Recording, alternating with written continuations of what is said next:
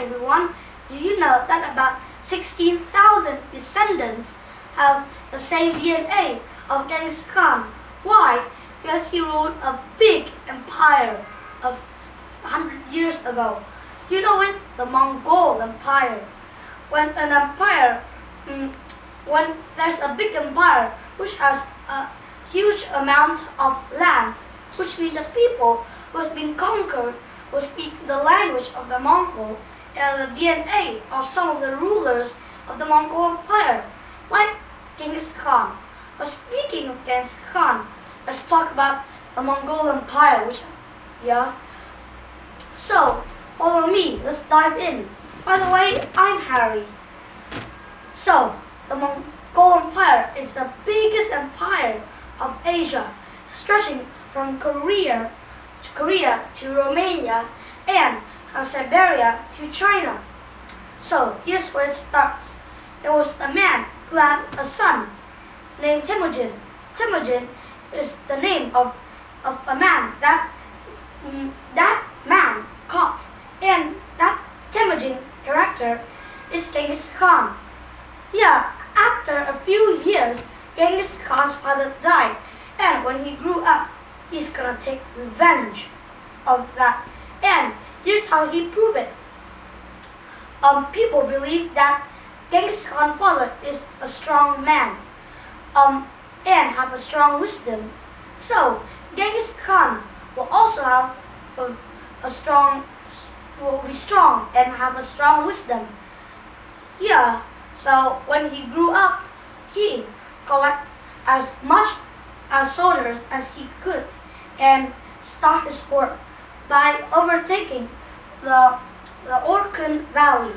The Orkhan Valley has a lot of resources and a lot of grass, water, and land to survive. So it is a very important place.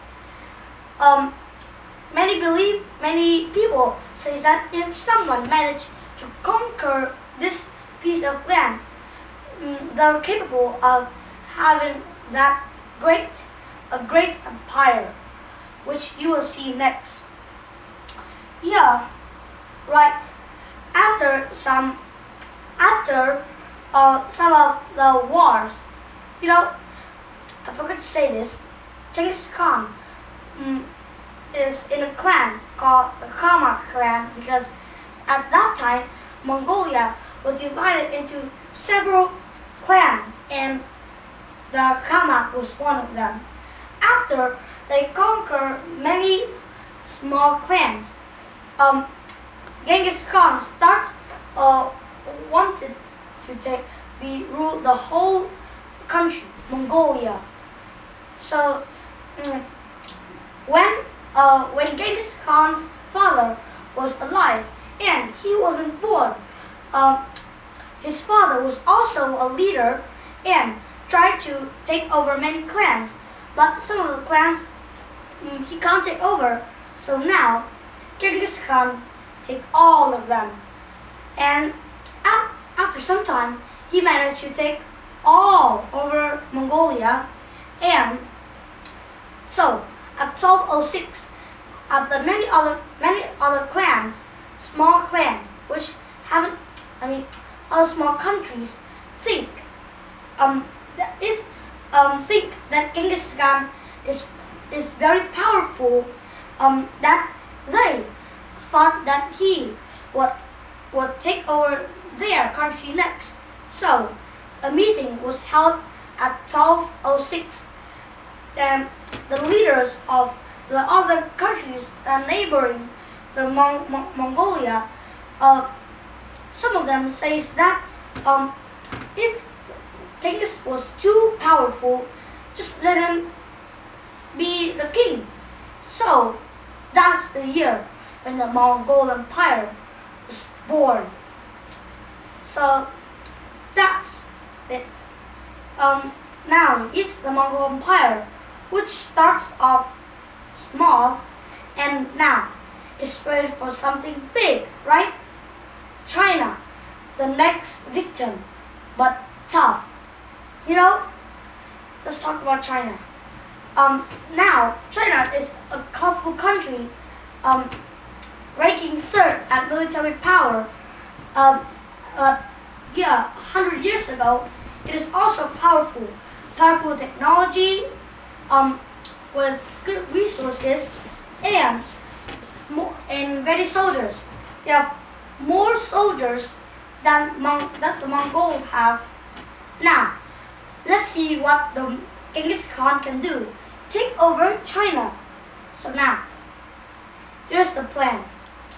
If the Mongols can't take over China, so they have to take over China in the winter. Well, in modern day technologies, country can't fight in snow. But you remember what I say? Genghis Khan was born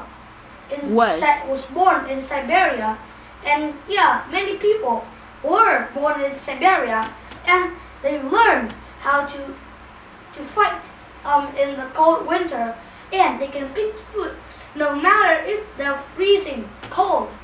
So that's how then the war begins. China loses because it can't fight in the winter, but Mongol can. After invading China, the Mongol Empire finished some of the Central Asia countries, then turned to the Khwarezmian Empire at 1218. It was in 1218. It was a super war. Luckily, the Mongol Empire finished that mighty Khwarezmian Empire. So now, the Mongol Empire will only have two main goals. First is to expand its empire, and next to build a very strong border with neighbors like the Turks and the Tatars. Well, the Mongols gonna invade them. It will be hard, but not if they aren't expecting that war. So here's the thing: your neighbors can't fight you if you fight them instead. So that's their move. So, but even like the Karatai is a mighty one.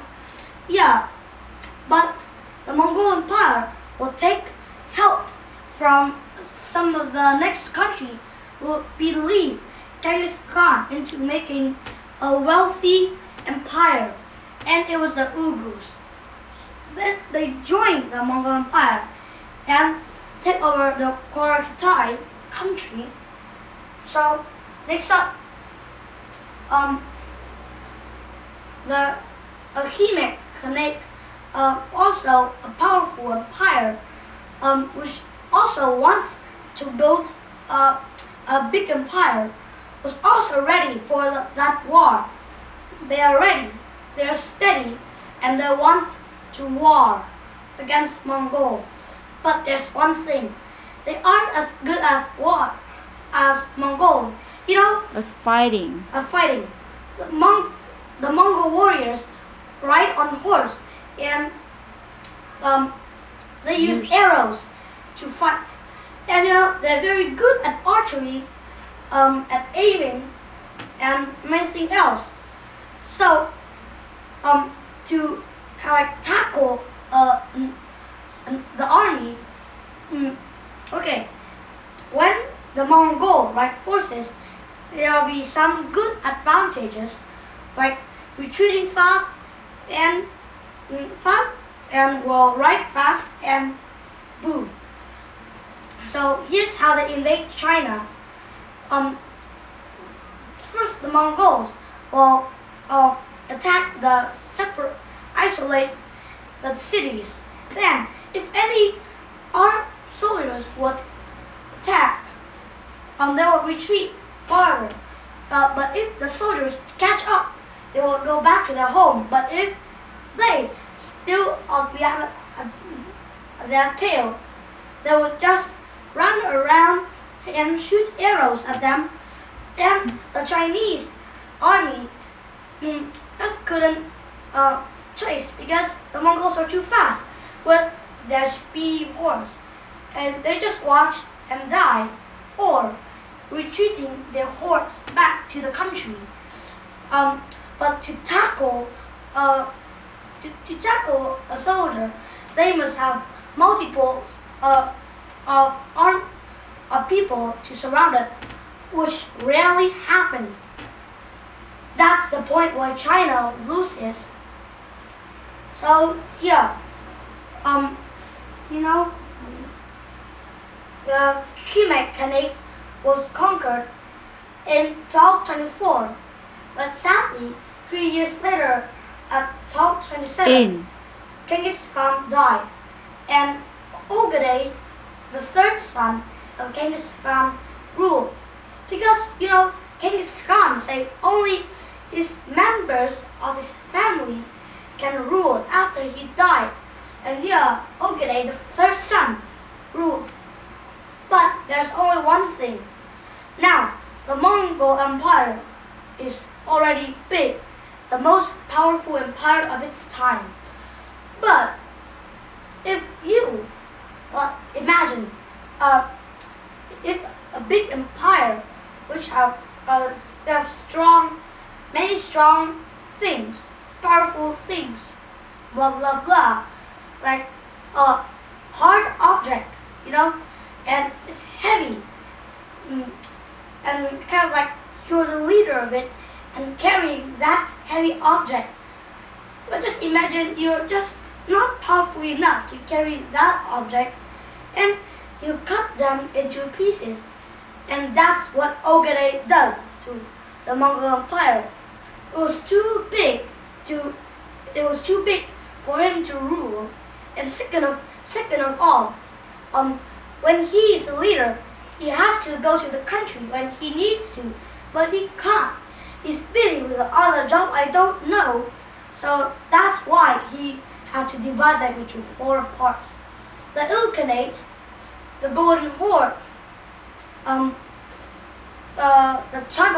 Chagatai Khanate, and the Yuan dynasty or the Mongol dynasty, which one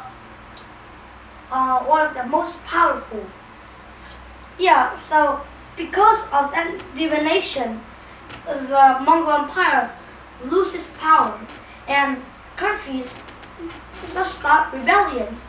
Russia pushed back the Golden Horde. The Persia destroyed the countries that conquer them. And the power of Mongol fell down. So that's the fall of the Mongol Empire. Rise to fall. So that's the fall of the Mongol Empire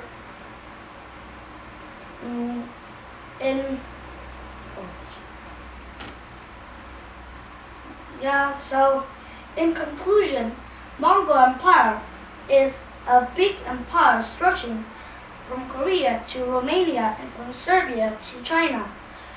It is ruled by a great ruler, Genghis Khan.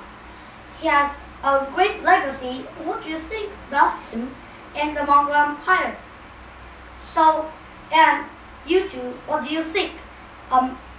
That you're in those 16,000 descendants. So, thank you for listening. Goodbye.